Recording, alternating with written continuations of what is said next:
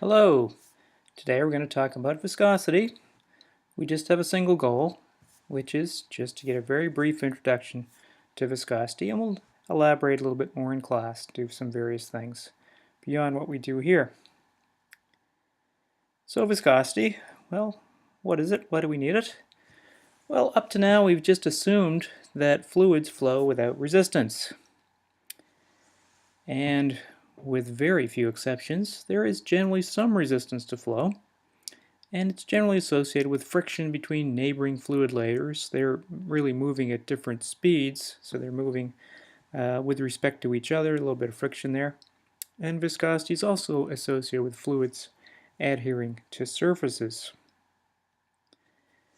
So our measure of a fluid's resistance to flow is known as viscosity. So let's consider how we measure viscosity. So what we're going to do is we'll picture a fluid in a container, and there's a plate of area A at the top surface of this fluid. The fluid depth is h. And we're just going to move the plate that's at the top. When we do this, the fluid right next to the plate moves with the plate. It sticks to it, so it has the same velocity as the plate.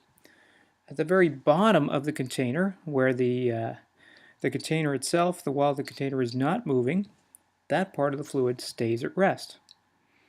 And all the other layers move with a velocity that's basically proportional to their distance from the bottom. So we really say the fluid is sheared. So if we look at this in the side view, you can sort of get a good view of what shearing looks like. So it starts off, everything's at rest, you get a nice rectangle, then you start moving that purple plate that's at the top, and the part of the fluid right next to the plate comes with it, and the part of the fluid at the bottom stays where it was, and then all the other layers kind of move proportionally to the distance between the bottom and the top. So farther up it is, the more it moves. So there's that same picture.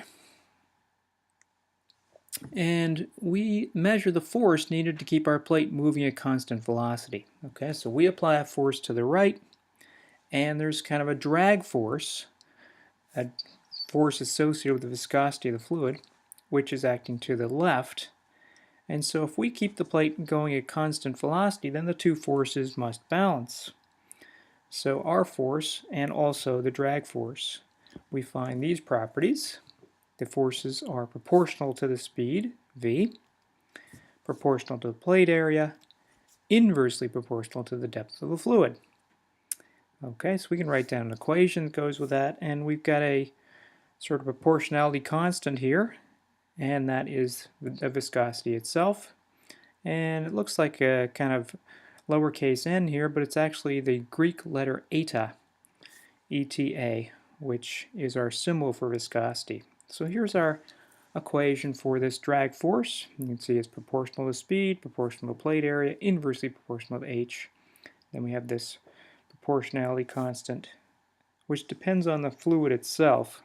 So water has a certain viscosity value, honey has a totally different value, etc. Okay, so that's how we measure viscosity. And we also want to think about the units. So let's rearrange our equation, solve for viscosity. So viscosity is force times height over area times speed. And so we'll write out all the units for those things. So force is in newtons, height is in meters, area is in meters squared, velocity is in meter per second. So we can say, well, the meter on the top cancels the meter in meter per second on the bottom. The per second will come up as a second on the top, and then we get Newton per meter squared times seconds. But of course, a Newton per meter squared is a pressure, it's a Pascal. So we get, in the end, Pascal seconds. And here's some viscosity values. So it's very temperature dependent, in fact, viscosity. So water, you got to figure out what temperature you're at if you're quoting the viscosity.